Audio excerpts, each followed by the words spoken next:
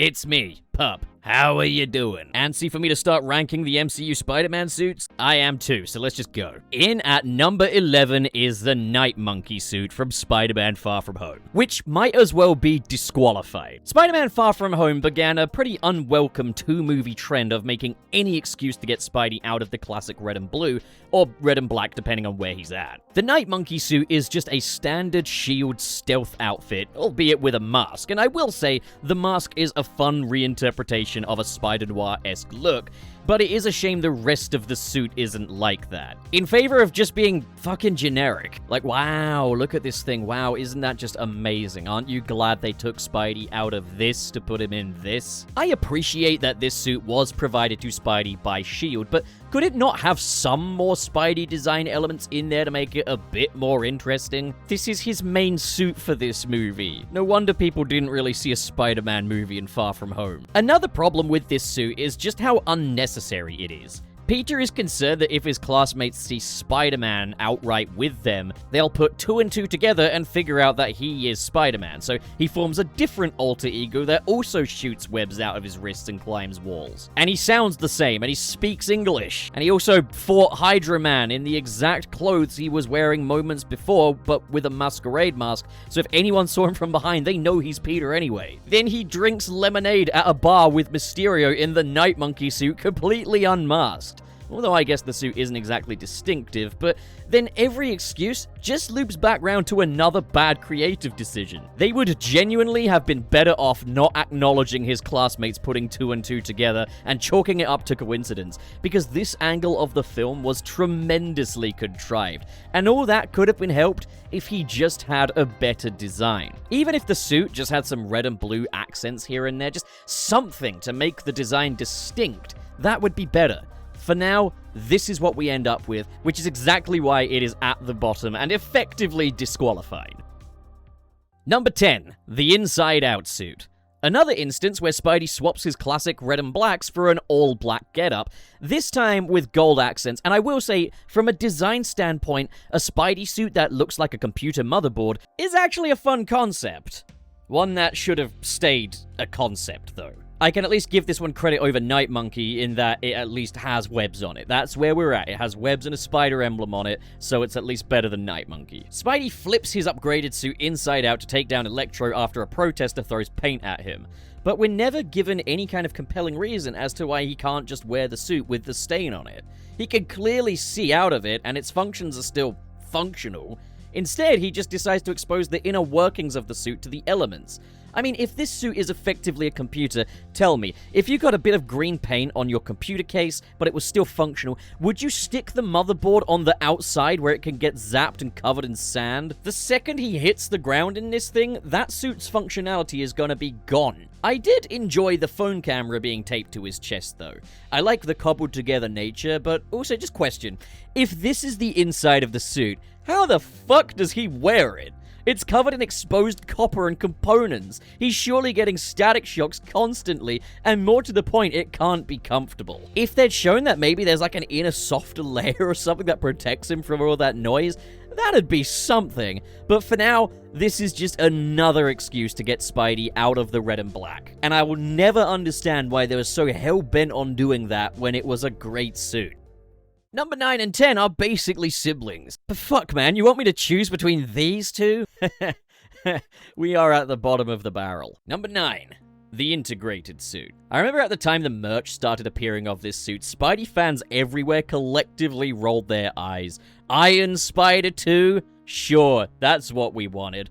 Then when the Hot Toys figures started to get unveiled and we saw it in the first trailer, sentiment did at least start to shift in its favor. And I won't lie, I did get caught up in that. As far as I was concerned, it eliminated my biggest issues with the Iron Spider and was just a classic red and black suit, albeit with a big gold spider on the front. It is worth noting that since the release of No Way Home, I've gotten more into art and design, and I can tell you right now that this one has utterly soured on me. I cannot believe I ever liked this. So for No Way Home's final battle, you've got 3 Spider-Men. Tobey Maguire and Andrew Garfield, they've got very similar suits, so it makes sense for the Spider-Man we've been following to have some kind of indicator so that he doesn't get lost in all the action.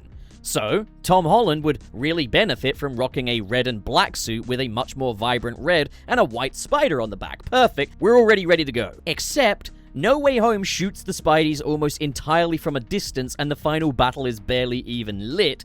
So, yeah, they put a massive chunky gold spider on his chest and a black spider with gold lining on his back. Truth be told, you could have all three Spider-Men wear the exact same outfit, and if you just give them different levels of subject lighting, that way you could tell which one is the main Spidey. But the Marvel production pipeline is completely allergic to lighting, even on a good day. So as a means of facilitating rushed COVID filmmaking within that fucking pipeline, maybe this isn't the worst decision in the world. And I guess Spidey did need something metal on his chest to protect him from Gobby's glider, which does hit him point blank in the chest. Something we know that kills people. And I guess rounding off the Home trilogy with a culmination of Peter and Stark's designs, having this suit granted to him by Doc Ock, that stuff all works.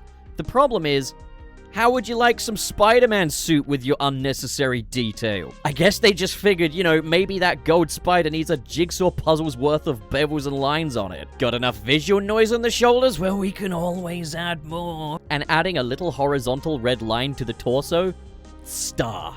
Absolute star. Wow, I cannot believe that hack Steve Ditko didn't think to add an extra line here. That really would have brought this rinky-dink middle-of-the-road design to new heights, right? No wonder Spidey's design didn't catch on. It didn't have black piping around his black legs. The term over-design unironically gets overused a lot these days, but in this instance, it's absolutely justified. And the worst part is, for what this suit is, it's totally unconvincing. We're to believe that this is the Iron Spider overlaid atop the upgraded suit, but then why do the fabric parts change their design? And then it's even more of a crime because they shot shit with this lovely suit only to cover it with this absolute garbage. Why am I more heated about this than the ones lower down on the list? Because again, they're disqualified. This one, I can at least muster up the energy to be pissed off about. Number 8. Iron Spider. The Iron Spider has gained a really bad reputation over the years, and I think that's mainly down to overuse, because for what it is, it's really not a terrible design. I've seen Iron Spider's biggest haters confused as to why it looks good in Marvel Rivals, and I think that's largely because the design itself is fine. It's basically Ben Reilly's sensational Spider-Man suit, now with gold trim and the overall structure of a traditional Spider-Man suit. And as just a one-off suit to facilitate Spidey going into space and throwing hands with Thanos, this was honestly ideal and a less radical departure from the classic look than the original comic Iron Spider was. Hell, when re-watching Spider-Man Homecoming, I was kind of surprised by how cool this suit looked in its cabinet. It's when he wears it that the issues start to arise. This is a metal suit, and naturally because of that, it has to be a CGI creation. And on Titan, under specific lighting, and alongside a very bendy-looking Iron Man, it kinda works. It's part and parcel of what Infinity War was. Big-budget filmmaking at its most decadent. The problem is that it is completely intangible. It's meant to look photorealistic, they've clearly put in the effort there, but it lacks joints, seams, and mechanisms to really sell the movement. So instead we have Spidey running around in a metal suit, which looks like it should be heavy and stiff, but his movement is absolutely unrestricted. This immediately moves right past suspension of disbelief and just looks like a special effect rather than a character actually existing in this world. Which is why Iron Spider tends to look much better in merch than it does on screen. Also, what color is this? In the movies, it looks red, gold, and black, but then in the marketing materials, it looks red, gold, and blue. Like, what is it? Concept artist Ryan Meenading says it's meant to be red, gold, and black, but then again, I guess whatever color it is whatever color the CGI artist landed on that morning. That said, I think the real reason why this one is so contentious is because the MCU effectively treated it like a new main suit for Spidey after Avengers Endgame. Far From Home and No Way Home would consistently see this suit revisited when it was a fine power-up purely for Infinity War. Until Brand New Day, the Iron Spider had appeared in just as many films as the Stark suit. And that's just not on. Not cool, guys. Not cool.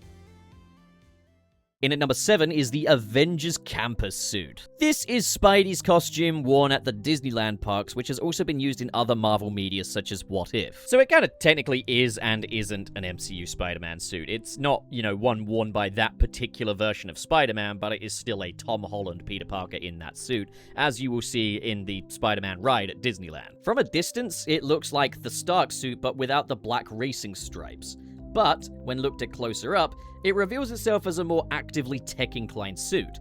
The black racing stripes are gone, replaced with empty space for some reason, and the spider on the chest is now larger and just oddly complex. Yeah, I'm gonna say the O word, over-designed. The suit doesn't look uber well-tailored either, with excess fabric on the top of his head and a seam going directly down his dick, which I can tell is going to be less than comfortable to wear. By no means is it a bad suit, but it is incredibly over-designed for what it is, with tons of details you could just peel off. But it does look better in animation, I'll give it that. Now this is where these suits really start to get good. Number 6 is the homemade suit from Spider-Man Homecoming. This really doesn't feel like a number 6 suit, but this is just where it landed. The homemade suits worn by Tobey Maguire and Andrew Garfield were designed either to look dorky or like a quick disguise. This is the first time one of these suits really felt like a superhero costume in of itself, and is by far the best and most dignified looking of the three. For one, it's a very believable costume for Peter to make himself, with the only area relying on movie magic being the expressive lenses. But they do look good, they're better for it, that's not a diss. This costume takes heavy inspiration from Ben Reilly's Scarlet Spider costume, albeit with the colors inverted, and rather than a torn crop top worn over spandex, it's a hoodie vest worn over a tracksuit, creating a friendlier and less fucking disco look for Spidey. And it works perfectly for a young Spider-Man as well. The hand-drawn logo on the chest is very reminiscent to how Todd McFarlane would draw the logo. While it may not be classic Spidey, it still feels timeless and captures the essence of Spidey wonderfully, while paring it all down with a homemade aesthetic. I love homemade and home-sourced aesthetics in movies, and I won't lie, I'm always happy whenever this suit makes an appearance. I was glad when they brought it back for a cameo in Far From Home. It's just super fun to see how Peter sourced and pieced this suit together. It's got a story to it just looking at it, and it's a great choice for cosplayers. Easy to home source, and it does a nice job at covering up the paunch. That is if you have one of those. If you're one of my viewers, you so have one of those. Admit it, you're fat. Someone's genuinely gonna get mad at me about that, aren't they? I just know it. Right, hear me out. Number 5 is the new red and blue from the ending of Spider-Man No Way Home. Again, hear me out. I do appreciate why this would make the top spot in a lot of lists. I really do get that. The reason this one isn't higher up for me is because we never got to see it brought to life practically. And that is something I'm still a little sad about. Even if I do clearly prefer the revised version shown in Brand New Day, which in universe is the same suit as this. Rendering the new red and blue non-canon. Ah well, it was the main suit for a playthrough of Marvel's Spider-Man 2 one time. That surely counts for something. Now, up until this point, Spidey had worn what I consider to be classic Spidey looks, so this isn't a complete Surf Dracula situation. But this suit made a strong impression as the first truly classic Spidey suit of the MCU, with minimal added bells and whistles. This was, at the time it was showcased, the most classic-looking Spider-Man costume we'd ever had. It was also Peter's first homemade costume since the other one. Peter was inspired by the designs of Tobey Maguire and Andrew Garfield's suits, so he tried to replicate them, and this is what he landed on. Now, the canon version of this suit, seen in Brand New Day, does sell that overall concept a lot better. This suit I would have accepted as just something totally unrelated. You can see the overall layout of previous MCU Spidey suits here, and the intricate line work on the blue sections returns from the upgraded suit. The red retains the basketball look of the red fabric on previous MCU suits, while the blue is now a shiny reflective nylon, which has the potential to look fucking terrible under certain lighting conditions. But I also appreciate the process they were trying to go for here, the idea that it kind of looks like the very stark, high-contrast shading of the early Ditko comics. The webs are drawn on, although perfectly, with a black Sharpie, and the spider on the chest has a slight gold highlight as a nod to MCU Spidey's history. Now, there are some that deny this, stating that it is just the way the lighting is interacting with the spider, and without a practical version of the suit, we can't truly tell, but I do think there is at least a slight gold tint to it, given that if we take a close look at the spider of both this suit and the Brand New Day suit under the exact same lighting circumstances, One shows up with a goldy tint, the other does not. Also, if that were the case, surely the lenses frames would show up goldy as well. Again, I'm not ruling anything out, but I think people tended to deny that this detail exists because they didn't want to admit it. The only things on this suit that I'm not really a fan of are the MCU design sensibility of squaring off every corner. Why do you do this? Overall, this suit was a highly earned return to roots that took Spidey back to basics after a trilogy of him changing in and out of different outfits of varying complexity, and I do wish we could have seen a practical version of this iteration, but for what it's worth, we did get a really nice swing in the snow. We'll always have the snow swing. Number 4. The Stark suit. The Stark suit is the first Spider-Man suit we see in the MCU, and it had a difficult job, being the rebooted Spider-Man costume to follow the Amazing Spider-Man 2, which absolutely nailed the Spider-Man suit. Up until this point, Spidey suits had an established pedigree of being incredibly faithful. So how do you follow up arguably the most comic-accurate Spidey costume to date? Well, for one, you draw inspiration from a different place.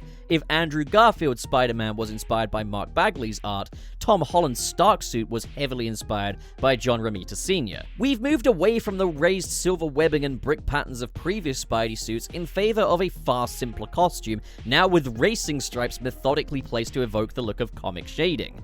This was done because the extremely thin web patterns didn't really add much definition to the vibrant red, and they clearly wanted to move away from the raised web lines that the previous movies did.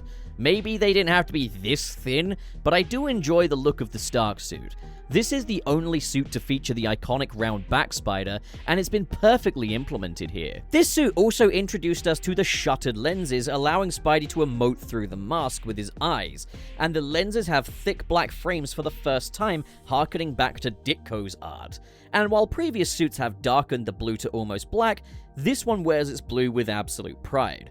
Is the suit perfect? No. There's definitely a bit too much panel lining on the blue sections, but other than that, this really does have the feeling of a classic Spidey suit, and was the perfect debut suit for Tom Holland. In at number 3 is the Civil War suit. This is more of a post-mortem than anything else, as this suit can only be seen under special features for Captain America Civil War. The suit in the final film was just an all CGI version of the Stark suit. The Civil War suit is, if anything, closer to the suit that Spidey would rock 10 years later, as until now, this was arguably the most classic version of MCU Spidey's suit, ditching the black racing stripes in favor of red outlines going around the red sections. The webs on this version are raised as well, and the eyes are a bit larger. Gotta say, I'm loving that shade of blue. My favorite aspect of this one is the pure Romita logo on the front. This feels less like an MCU costume for Spidey, and more just like a general Spidey costume. It doesn't feel like Stark tech. It doesn't have that identity, and it would be interesting to see how they'd build off of this design instead of evolving and iterating on the Stark suit. This feels less like a suit to begin Peter's journey though, and more of a finalized look. As a practical prop, it's not quite as well put together as what we ended up with, or the suits with the raised webbing from yesteryear, but that's no reason to disqualify it. It's a really cool design, and it's a shame it'll never be used. Number 2. The upgraded suit. For me, this is the quintessential suit of the home trilogy, and easily the cleanest design-wise. Is it as faithful as the Stark suit? No, but from a design standpoint, I think this is definitely stronger. The black rubber stripes now frame the red sections instead of cutting through them. The webs are a bit darker, making them easier to see, although what is with these black squares? Not a fan of those. And the suit has generally a higher contrast, with it being red and black rather than red and blue. The brick patterns on the blue section have been replaced with web patterns, much finer and less spaced out than the ones that you would see on the red sections. They're a bit more subtle. But I love the continuity that brings to the overall design, and going for line work rather than cell patterns was such a unique choice. I have gone on record saying that I'm not a big fan of when Spider-Man suits add large patches of white to the costume, citing it as a trend that's just gonna age like milk. And frankly, already this is aging hard. But this is by far the strongest integration of white onto the suit. The white spider on the back contrasts really nicely with the black fabric, and the white accents on the front spider are subtle enough to give it some extra depth without looking tacky. But perhaps my favorite part of this design are the gloves. The red on the arms has been removed, and now we have a red stripe to break up the black. And the gloves have a fingerless look, as the only red on the hands is on the fingers. It just looks really cool. He looks combat ready. They also only improved upon this design in No Way Home as well, with the removal of the black stripes on the belt replaced with a nice classic V-shaped belt. This is easily, in my opinion, the best suit of the Home trilogy. It uses its contrast well and dials back on the unnecessary details.